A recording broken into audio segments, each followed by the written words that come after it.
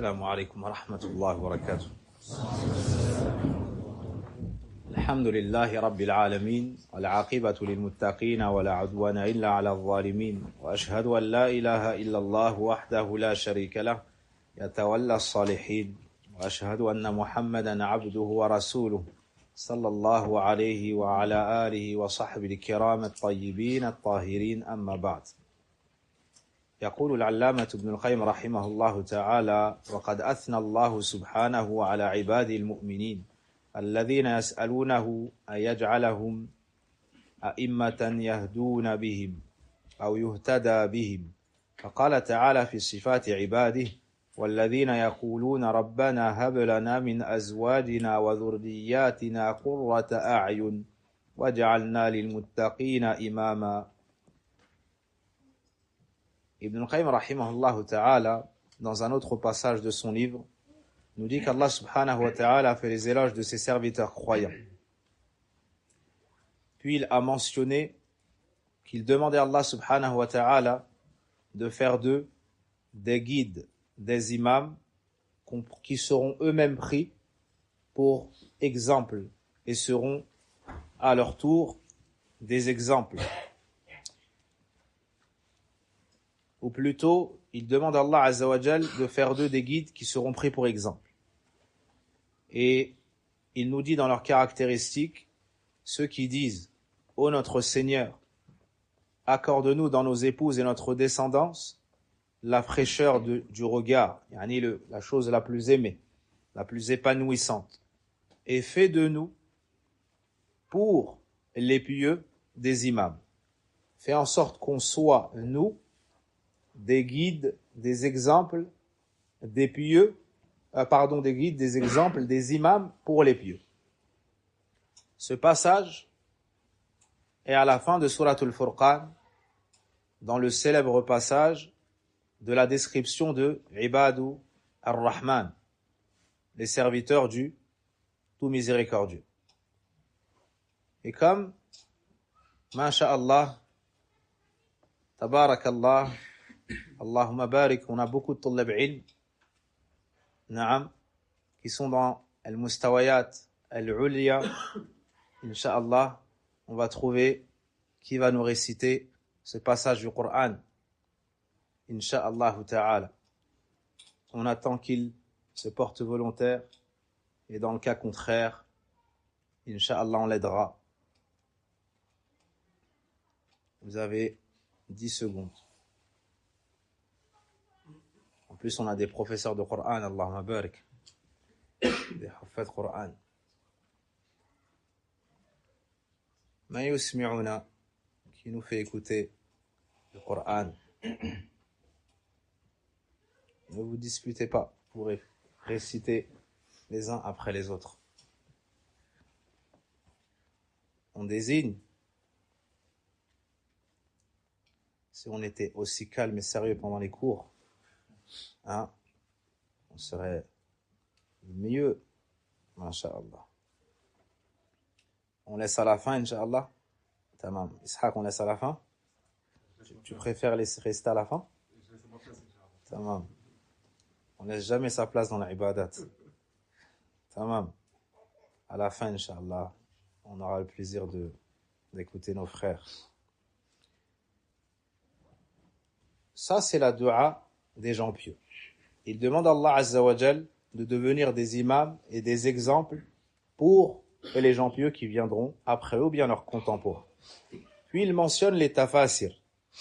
Abdullah ibn Abbas a dit: yuhtada bina fil khayr. On nous prend pour exemple dans le bien. Abu Salih a dit: yuqtada bihudana. On prend, ils sont guidés, ils prennent pour exemple notre guidé à nous. Et il a cité différents avis. Jusqu'à dire que Mujahid, qui est Mujahid?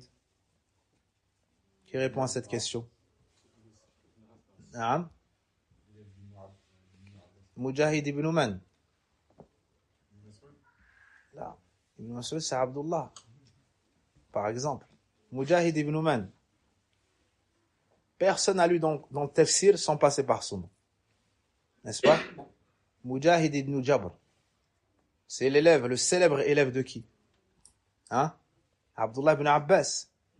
Il dit que j'ai lu le Coran à 3 reprises sur Abdullah ibn Abbas. Uqifuhu 'inda kulli ayah as'aluhu 'anil ma'na. Vous imaginez? Il dit, j'ai lu 3 fois le Coran entièrement sur Abdullah ibn Abbas. À chaque verset, je l'arrêtais, je lui demandais sur le sens. Hein? À chaque verset, je l'arrêtais, je lui demandais sur le sens. Donc, c'est une montagne de connaissances. Il dit dans le tafsir de ce verset, Ij'al lana mu'tammina bil muttaqin muqtadina bihim. Tafsir de Mujahid ibn Jabr, rahimahullah ta'ala. Pour le verset, écoutez bien. Et fais de nous, pour les pieux des imams, Mujahid explique et dit, fais en sorte que nous, on prenne pour exemple les gens pieux. Fais en sorte, oh Allah, fais de nous des gens qui prenons pour exemple les gens pieux. Ibn Qayyim dit, ce tafsir-là a posé problème. À qui? على من لم يعرف قدر فهم السلف وعمق علمهم. Ce tafsir a posé problème à ceux qui ne connaissaient pas la valeur de la connaissance des pieux prédécesseurs et la profondeur de leur connaissance. Parce qu'ils se sont dit, mais là, il a inversé. C'est pas ça le sens du verset. Le sens du verset, c'est que eux veulent devenir des imams pour les gens pieux qui viendront après eux. Et Mujahid dit que le sens c'est, oh Allah, fais en sorte que nous on suive les gens pieux. Donc en apparence, il y a une inversion. Mais comme a dit Ibn al-Qayyim rahimahullah ta'ala, des fois le savant, il parle. Et celui qui ne comprend pas, il pense que le problème vient de la parole qui est en face. Alors que le problème vient de nous, du manque de concentration. Et ça, c'est une grande leçon pour nous les petits étudiants en sciences. C'est que des fois il se passe des choses, des fois il y a des troubles, et les ulama parlent. Et l'un d'entre nous se permet de dire, mais pourquoi le shir il a dit ça? Ou bien le professeur parle, pourquoi il a dit ça? Et pourquoi il n'a pas dit ça? Et ou quand il se tait, pourquoi il n'a pas parlé? Il fallait parler. Subhanallah. Si tu parles, il dit pourquoi t'as parlé. Si tu parles pas, il dit pourquoi tu parles pas. Si tu dis ça, il dit pourquoi t'as pas dit plutôt ça. Mais est-ce que les gens ils parlent à la recherche de ton agrément à toi? Ils doivent parler ou se taire selon le din. Selon ce qu'Allah Azza wa Jal veut d'eux. Et ils savent, et vous ne savez pas. C'est pas à vous de remettre en question les paroles des ulama. Quand les ulama disent de se taire, il faut se taire. Que tu aies compris ou que tu n'aies pas compris. Et quand ils parlent, c'est que la sagesse c'est de parler. Quand ils parlent, c'est que la sagesse c'est de parler. L'imam al-Awza'i rahimahullah ta'ala disait, Innahum ala ilmin waqaf. Wa bi basarin nafidin kaffu. Quand les ulama ils parlent, c'est avec science. Et aussi quand ils s'abstiennent, c'est avec clairvoyance. Et eux étaient sur la bonne voie. Donc, les savants, tu ne dois pas avoir une mauvaise opinion d'eux. Quand ça ne t'est pas clair, toi, remets-toi en question et demande l'explication. Quant à avoir le mauvais comportement, d'avoir la mauvaise opinion des ulama, premièrement, et deuxièmement, de les critiquer ou de les blâmer parce que tu n'as pas atteint de ta connaissance ce qu'il a atteint lui, ça c'est un mauvais comportement, et en général, ce talib ilm, il ne réussit pas.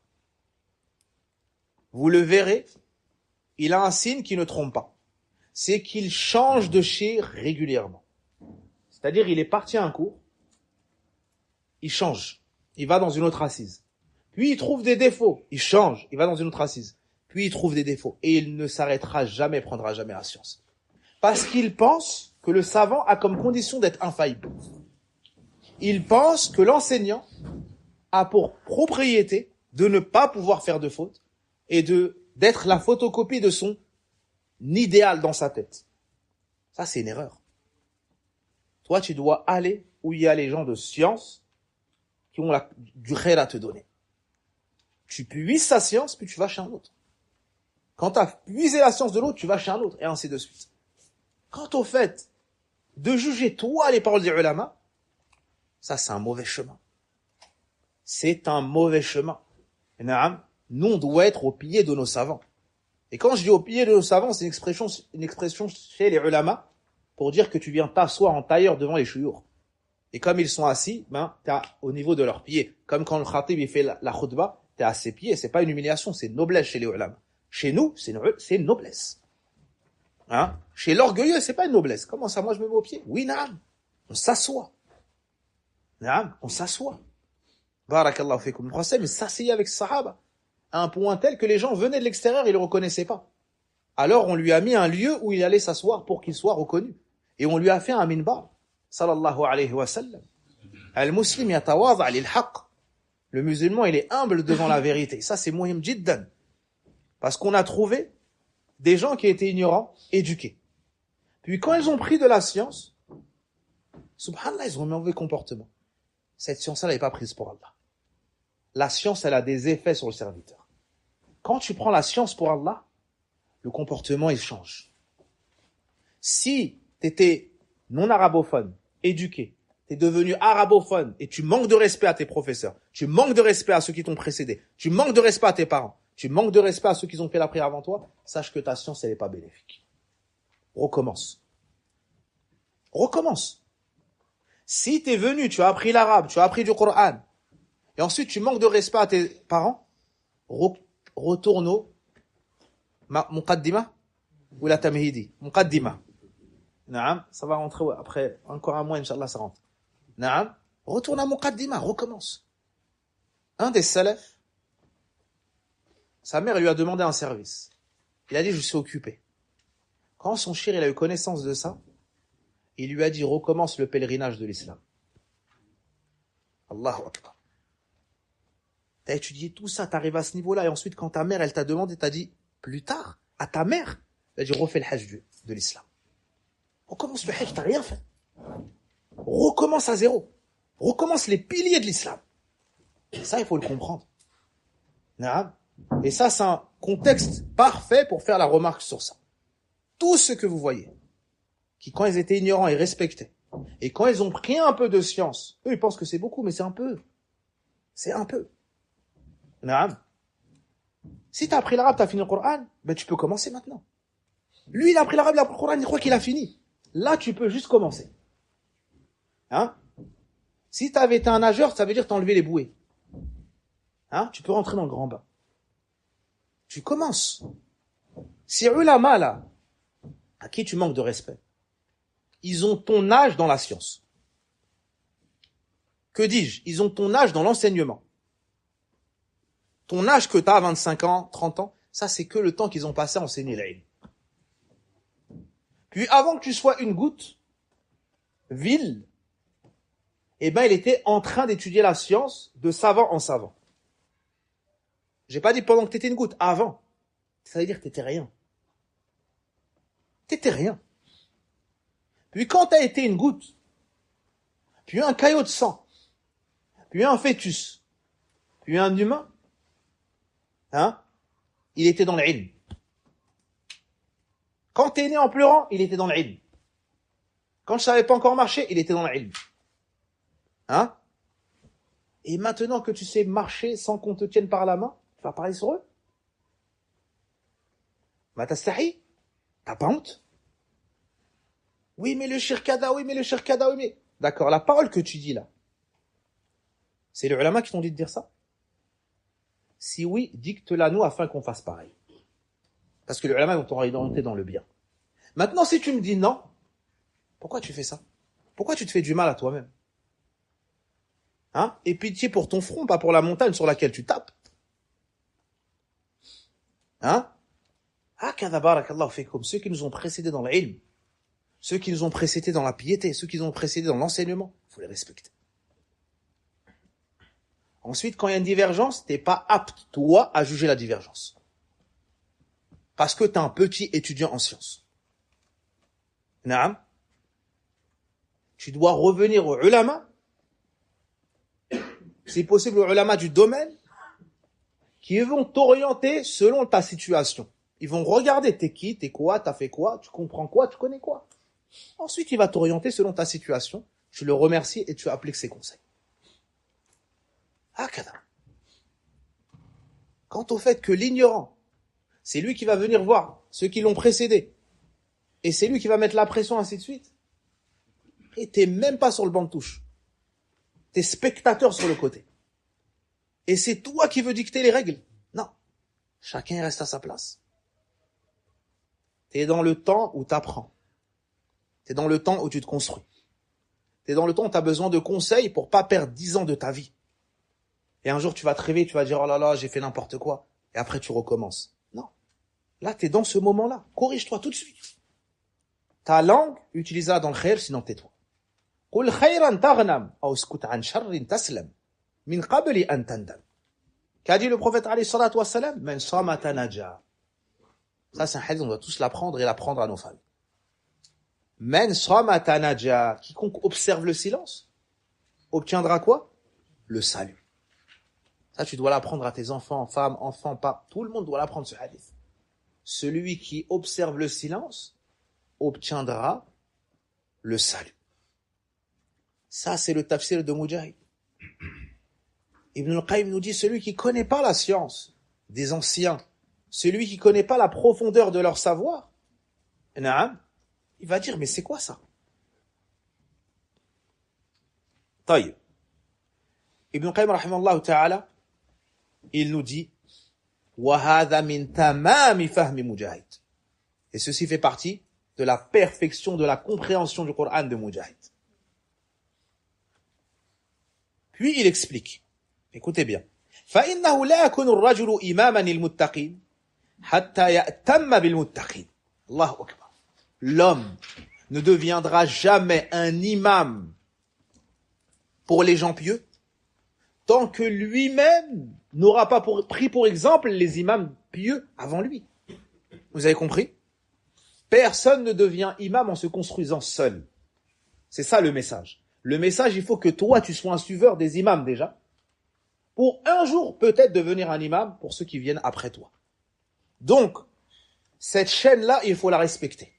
Les anciens, tu les prends pour exemple. Ça n'est que comme cela que les successeurs te prendront toi pour exemple. Est-ce que c'est compris ce sens-là? Il est très subtil, très important. L'homme ne sera jamais un imam pour les gens pieux tant que lui-même ne prendra pas pour exemple les gens pieux l'ayant précédé. C'est comme ça qu'on peut atteindre ce but-là. Allah Azza wa Jal a fait des pieux prédécesseurs, des imams, pour ceux qui sont venus après eux. وَهَذَا مِنْ أَحْسَنِ الْفَهْمِ فِي الْقُرْآنِ وَأَلْطَفِهِ. Il nous dit, et cela fait partie de la meilleure compréhension du Coran et de la plus subtile. فَمَنِ ائْتَمَّ بِأَهْلِ السُّنَّةِ قَبْلَهُ ائْتَمَّ بِهِ مَنْ بَعْدَهُ وَمَنْ مَعَهُ. C'est ça là, el-khulasa, le résumé. Celui qui prend pour exemple les gens de la sunna avant lui, et bien ceux qui viendront après lui et ses contemporains le prendront à son tour lui comme exemple. Ainsi, tous ceux qui veulent faire cavalier seul et sortir de la jama'a et sortir des assises et se faire tout seul un chemin et tout seul une méthodologie seront jamais des imams. L'imam est forcément quelqu'un du groupe qui a pris exemple sur les imams d'avant. Quant à celui qui vient et ramène une nouvelle voie, une nouvelle méthodologie et fait scission avec le groupe, lui, ce sera jamais un imam. En général, vous savez, il devient quoi? Il devient un innovateur. Comment sont nés al-Mu'tazila? Il y avait l'assise de Hassan al-Basri, il enseignait la science. Eh ben, il y en a un, i'tazalahum. Il y en a un qui a fait scission d'avec eux et il est parti faire son groupe. Et ainsi de suite. À toute époque, les gens de l'innovation sont des gens qui sont sortis du groupe et qui ont amené des nouvelles idées, des nouvelles visions, et se sont qualifiés de réformistes, alors qu'ils sont innovateurs.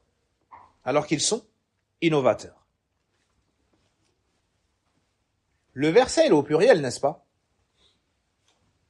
Mais à la fin, le mot imam, est-ce qu'il est au pluriel ou au singulier, imam? Il est au singulier. Pourquoi on n'a pas dit وَجَعَلْنَا لِلْمُتَّقِينَ أَئِمَّةً?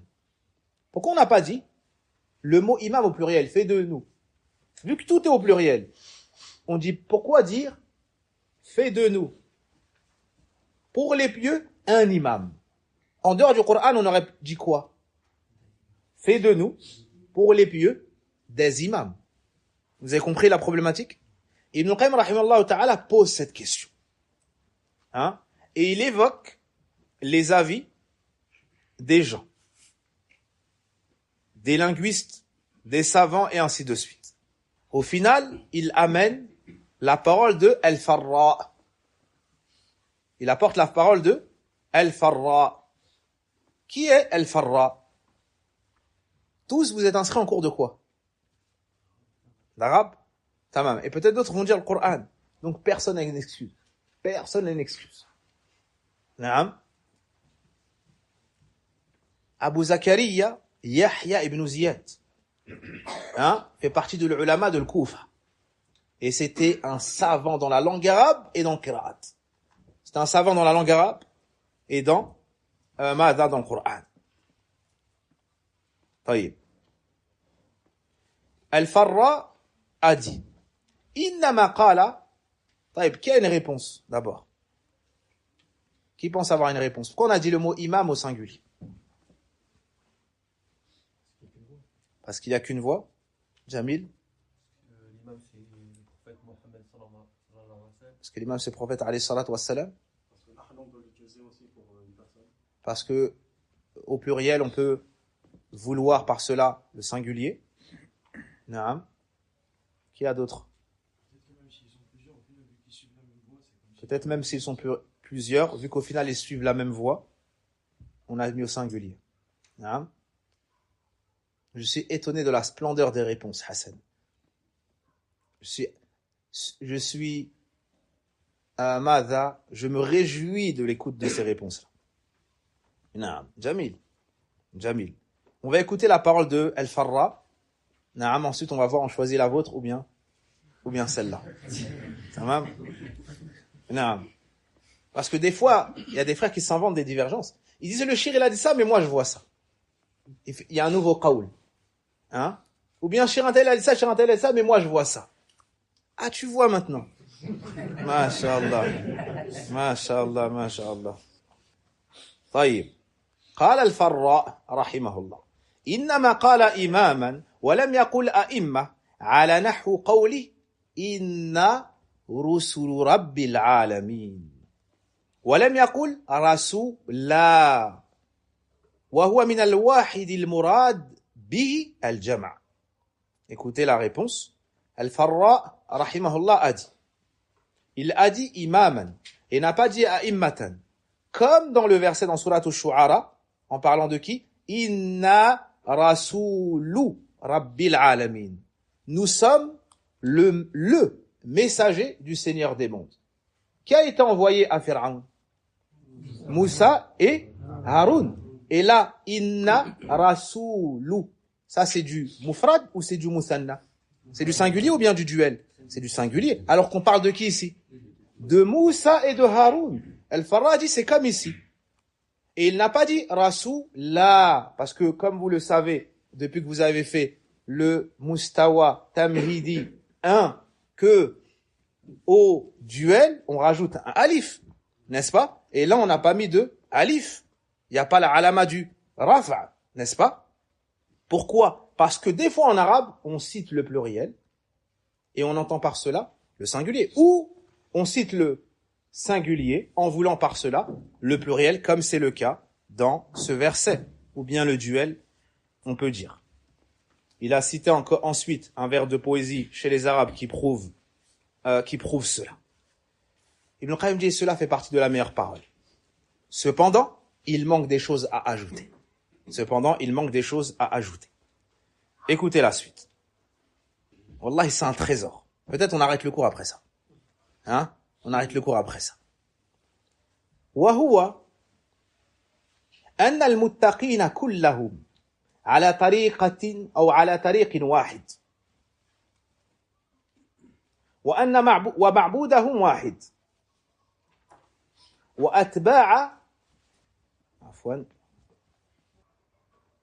وهو أن المتقين كلهم على طريق واحد ومعبود واحد وأتباع كتاب واحد ونبي واحد وعبيد رب واحد فدينهم واحد ونبيهم واحد وكتابهم واحد ومعبودهم واحد فكأنهم كلهم إمام واحد لمن بعدهم ليسوا كالأئمة المختلفين الذين قد اختلفت طرائقهم ومذاهبهم وعقائدهم فالائتمام إنما هو بما هم عليه وهو شيء واحد وهو الإمام في الحقيقة. Ça, c'est un trésor et un puits de science. Ça, c'est un trésor et un puits de science. Ça met fin au fanatisme. Ça met fin à la division. Ça met fin au suivi aveugle même des savants. Ibn al-Qayyim rahimahullah ta'ala nous dit que Allah Azza wa Jalla a dit au singulier le mot imam parce que les pieux, tous autant qu'ils sont sur une seule et même voie. Comme vous avez dit. Et ils ont une seule divinité adorée. Et ils suivent un seul livre. Ils ont un seul prophète. Et ce sont tous les serviteurs d'un seul Seigneur. Donc leur religion, elle est une. Leur prophète est un. Leur livre est un. Leur divinité est une. C'est comme si ils étaient tous, autant qu'ils sont, un seul imam pour tous ceux qui viendront après eux. C'est comme s'ils étaient tous, autant qu'ils sont, un seul imam pour tous ceux qui viendront après eux. Contrairement aux guides du faux, qui eux sont divisés et dont les voies sont dérivées, multiples et séparées. Les méthodologies, les croyances, tout cela est séparé et divisé. En somme, le suivi n'est pas le suivi des gens, mais le suivi de ceux sur quoi ils sont. Et vu que ceux sur quoi ils sont, c'est une chose qui est une, c'est l'islam, c'est le Coran, c'est la voix du prophète alayhi salatu wassalam, et ben en réalité, tous ces imams-là ne forment qu'un. Vous avez compris l'explication? Celui qui est venu aujourd'hui, il a pris ça, il a gagné. Celui qui est venu, il a compris ça, il a gagné. Et de là, on vous appelle à l'union. Si ceux qui viennent après vous, et vous avez étudié en telle année, et ils vous voient un groupe là-bas, un groupe là-bas, un groupe là-bas, ceux de tel quartier ne visitent pas ceux de tel quartier. Hein? Et ceux de tel quartier, ils n'invitent pas ceux de tel quartier. Et tel shir, il n'invite pas tel shir. Et ainsi de suite. Qu'est-ce qui va se passer dans le cœur de ceux qui viendront après vous? Et pour eux, c'est ça l'islam. C'est que c'est des groupes, et eux, ils suivent un tel, et eux, ils suivent un tel, et eux, ils vont pas avec un tel, et les autres, ils vont pas avec eux. Est-ce que ça, là, c'est ça qu'on a appris dans le Coran? Hein? Est-ce que vous avez déjà vu ça dans le Coran? Non. D'accord. Mais est-ce que dehors, on voit pas ça des fois? Dehors, on voit ça. D'accord. Le problème vient du Coran ou il vient de nous? Le problème vient de nous. Il faut nettoyer les cœurs. Il faut nettoyer les cœurs. D'où l'importance de la visite fraternelle. Dans beaucoup de hadiths, tu vois la visite fraternelle. Hein? Tu vois la visite parce que c'est ça qui enlève le west-west. C'est ça qui enlève les portes du shaitan. C'est ça qui ferme les pas du diable. Ya ayyuhalladhina amanu la tattabi'u khutuwati shaitan. Ou vous qui avez cru, ne suivez pas les pas du diable. Quand il n'y a pas la visite en Allah, on est loin. Comment on va s'aimer? Si on se voit pas, si on se connaît pas. Une fois, j'ai entendu une nasiha de mon père, hafidahullah ta'ala. Il dit, mais si on se visite pas, comment on va se connaître? Si on se connaît pas, comment on va s'aimer? Ça, c'est les paroles des awam. Mais des anciens qui ont l'expérience. Mais des anciens qui ont l'expérience. Kalam haq. Kalam haq, on trouve ça dans le din. Si vous vous visitez pas entre vous, si vous prenez pas les nouvelles des uns des autres, comment vous allez vous aimer? Et ensuite, si vous demain, vous devenez les prêcheurs, les enseignants, et que chacun est dans son coin, et que par la suite, vous allez avoir des élèves qui voient, que tu le veuilles ou non, cette division apparente. Peut-être que dans les cœurs, il y a un peu de rêve. Mais est-ce que toi, tu fais les éloges de l'autre? Est-ce que tu dis, Masha'Allah, il y a un prof là-bas, il est bien? Est-ce que tu dis, lui, il fait une conférence à assister les frères? Il est moustafid. Il a étudié, Masha'Allah, fi khayr. Est-ce que vous faites ça? Hein? Si on fait pas ça, on va pas être dans ces versets-là. On va être la cause, nous, malheureusement, de la division des générations les plus jeunes. Et ils vont penser que c'est normal, ils vont penser que c'est ça le din. Alors que s'ils viennent, ils trouvent cette union que vous formez là actuellement. Quand un il va essayer de faire une division, tout le monde va l'attraper par l'oreille, il va dire, qu'est-ce que tu fais là? Nous on est unis, nous on s'aime, nous on est dans le khayr. Toi tu viens, tu veux diviser. Ça c'est 10 ans de travail. Toi tu vas diviser. Soit tu t'addab, soit tu observes le comportement adéquat, tu restes dans l'assise, soit va te diviser tout seul, va diviser ton corps ailleurs. Mais nous là tu ne divises pas, parce que nous on est serviteurs d'un Seigneur unique. Notre prophète il est un, notre qibla elle est une. Naam, notre Coran il est un, notre voix elle est une, c'est ça qu'il faut lui dire. Quand un il vient, il veut déverser son venin dans tes oreilles sur ton frère fillah. Hein? Si tu l'écoutes, il va réussir à vous diviser. Mais si tu l'arrêtes, tu lui dis, Akhi, nous on est unis, on est dans le khayr. Toi, par cette parole, tu cherches quoi? Non, Akhi, moi je t'aime bien, t'as vu? Moi j'ai rien vu du tout. Mais je t'écoute. Si c'est mon bien que tu veux, moi j'ai rien fait. Mais c'est lui qui a parlé. Pourquoi tu viens me voir moi? Si t'as un homme, va le voir lui, pollue pas mon oreille et va le corriger. Est-ce que moi tu m'as vu faire une faute? C'est lui qui a parlé, pourquoi tu viens me voir moi? C'est pas moi qu'il faut corriger. Va le voir lui, attrape-le, salue-le, et le comportement adéquat, assieds-toi avec lui et parle avec lui. Vous avez compris? Oui, mais il a dit, je veux pas le savoir. Ce que tu vas me dire là, ça me rapproche d'Allah? Non. Ça m'éloigne de l'enfer? Non. Pourquoi tu me prends mon temps? Pourquoi tu me prends mon temps? Moi, je suis assis avec mes frères, je suis dans le khayr. Pourquoi tu viens me prendre mon temps? Est-ce que ça, c'est plus important de ce dans quoi on est là présentement? Non. Alors, dispose, naam, et va parler à celui qui doit avoir un nasiha. Mais pour faire ça, les frères, il faut du courage. Et ça manque à beaucoup de gens. Pour faire ça, il faut être un homme. Et ça manque aussi à beaucoup de gens. Et je parle pas des femmes, je parle des gens de sexe masculin. Et pour faire ça, il faut du ilm. Et pour ça, il faut de la sagesse. Et pour ça. Mais en réalité, ça s'appelle être musulman. Ça s'appelle faire attention à la fraternité. Tout ce qui touche à la fraternité en islam, on l'a enlevé. Jusqu'à vendre une chose, jusqu'à surenchérir sur une chose pour augmenter le prix. Jusqu'à ce niveau-là. Jusqu'à aller demander une femme en mariage que ton frère l'a déjà demandé. Jusqu'à on est 3 et moi je parle que avec mon frère Anis et lui il n'entend pas. Allahu Akbar. C'est quoi cet islam? Subhanallah. Le prophète m'a dit si vous êtes 3, que 2 ne parlent pas en privé parce que le 3e ça va l'attrister. Est-ce que tu imagines qu'on t'interdit jusqu'à là? Pourquoi? Juste pour pas attrister le cœur de ton frère. D'accord. C'est ça qui est pire ou c'est de parler? Manger sa chair. C'est quoi le pire? C'est manger sa chair. Hein? Manger sa chair. Et c'est pour ça que la bid'a c'est très grave. Parce que la bid'a ça vient avec l'inimitié, ça vient avec la division. Barakallahu fikum. Donc ces enseignements-là, ça doit pas être que agréable à l'oreille. Il faut l'amal. Comment t'expliques que des gens adultes normalement constitués, s'ils ont une divergence sur un shir et ils sont d'accord sur tout le reste, ils deviennent des ennemis comme s'ils ne se sont jamais connus. Lui il dit l'autre c'est un mubtadi', lui il dit non c'est l'autre c'est un mubtadi'. D'accord, mais moi quand je vous ai connu, tu m'as dit lui c'est le meilleur de la terre. Et toi aussi quand je t'ai connu, tu m'as dit il n'y a pas mieux que lui. Et maintenant lui c'est carrément un mubtadi'. Tu l'as même pas laissé dans la sphère de la sunna. Même pas tout en bas, de loin on le voit. Non, tu l'as sorti. Après il reste que le kufr. Hein? Et toi aussi t'as fait ça avec ton... Qu'est-ce qui se passe? Oui mais lui il va au cours de un tel. Après il cherche qu'est-ce qu'il va dire. D'accord. Et un tel c'est un mubtadi'. Non, j'ai pas dit que c'est un mubtadi'. Alors c'est la sunna. Il est où? Dans un chemin entre les deux, quand t'es un mu'tazila, là t'es quoi? On connaît pas nous entre les deux. Soit il est à la sunna, soit il est à la bid'a. Taïb, il a étudié? Oui. Il a du ilm? Oui. Peut-être même c'est ton prof ou le prof de tes profs. Taïb, il a des fautes. Tamam, comme tout le monde. Mais est-ce que ces fautes qu'il a font sortir de la sunna ou pas? Si oui, pourquoi tu gardes ça pour toi? Il faut s'asseoir avec les chouyours. Parce qu'il y a 10 personnes qui viennent encore. Tu vas laisser les 10 aller chez la bid'a? Non, tu dois t'asseoir avec les chouyours exposés. Lui, il a ça, et les gens ils vont chez lui. Est-ce que ces fautes-là, elles méritent de s'éloigner ou de pas s'éloigner? Et c'est les chouyours qui vont trancher. Ils vont te dire, cette faute-là, c'est pas une faute, il y a une divergence dedans. Cette faute-là, oui. Allez le voir, conseillez-le. Cher, nous, on n'a pas le niveau.